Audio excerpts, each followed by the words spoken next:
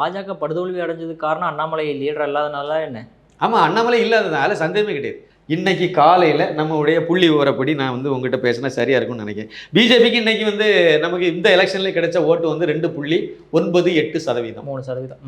2024 பாராளுமன்ற தேர்தலில் பிஜேபி கிடைச்ச ஓட்டு வந்து 11.24%.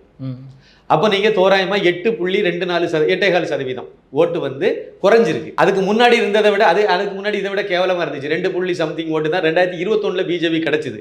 இருந்தாலும் இன்னைக்குள்ள ஓட்டவே நீங்கள் அதை கணக்கில் வச்சுக்கிட்டீங்கன்னா கூட 8.25% ஓட்டு வந்து அண்ணாமலைக்காக வந்ததுங்கிறத ஒத்துக்கிறீங்களா?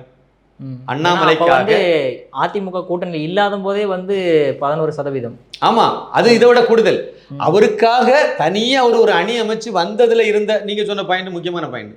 குறைந்த மதிப்பீடுல நம்ம எடுத்தா கூட அவருக்காக வந்த ஓட்டு அப்படிங்கிறது இப்ப இதை மைனஸ் பண்ணி இந்த 3% மைனஸ் பண்ணி விட்டுட்டீங்கன்னா அவருக்காக 8.25%ங்கிறத எடுத்துக்கலாம்.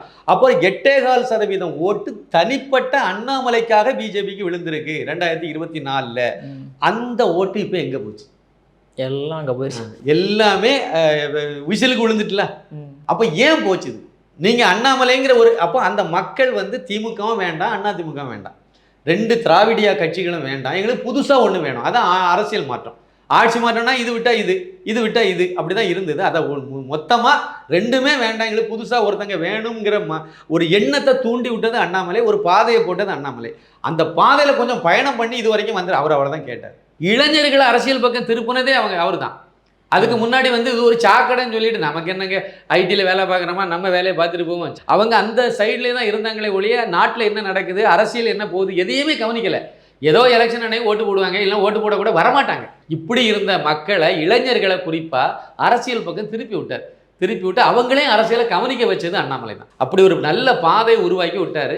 அதை அவருக்கு பலபடி அவர் முதலமைச்சர் வேட்பாளராக இப்போ இருந்திருந்தாருன்னா கதை வேற மாதிரி ஆயிருக்கும். அவருக்கு அந்த வாய்ப்பு இல்லாமல் போனதுனால